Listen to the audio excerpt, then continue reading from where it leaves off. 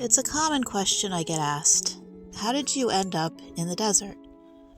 And like most things in my narrative, when I tried to break it down in the simplest way possible, it unraveled into this impossibly long rope of influence, choices, experiences, and decisions that had begun many years before I even arrived here. The first and only time I ever went camping was with my nuclear family. Dad, Mom, and 2 brothers. I believe I was around 10 years old. The church we were a part of was a charismatic evangelical abomination called Vineyard Christian Fellowship, and our particular congregation rented out the hall of a private school in Poughkeepsie, New York. It was a very small congregation. As a result of this social intimacy and dogmatic focus on family, there were a lot of social activities that got planned in addition to our weekly or bi-weekly church services. For the most part, my family did not participate in additional activities, simply because we were so impoverished that extracurricular activities of any kind would result in taking our limited money away from paying for things like food and shelter. However, there was a weekend camping trip planned by our congregation at a local campground, and somehow my family got roped into it.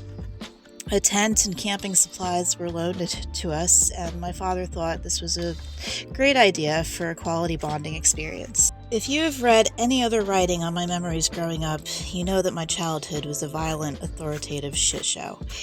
Every activity that we did as a family ended up in my father having temper tantrums, my mother becoming a sullen lump of unmovable fuck you that only further served to fuel my father's frustration and anger.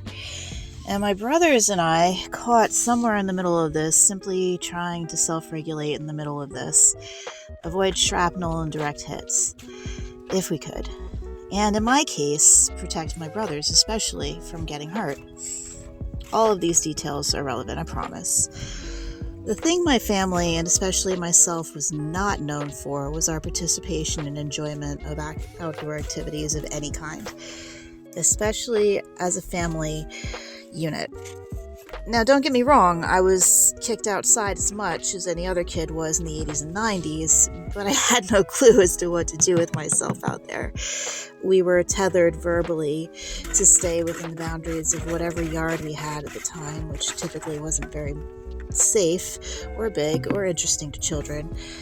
And we were also tethered to my mother's insane anxiety over the responsibility of allowing us to explore ourselves and our world, thus potentially getting dirty, hurt, or in trouble for fucking with someone we weren't supposed to.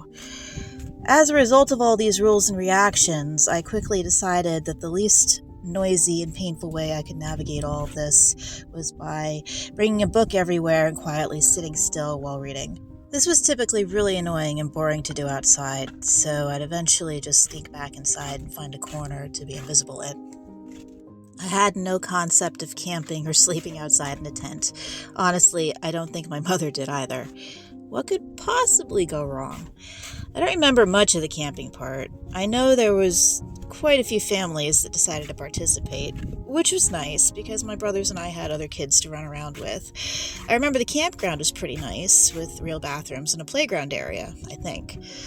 I passionately hated outhouses and porta potties, and I don't even get me started on my aversion to going to the bathroom outside.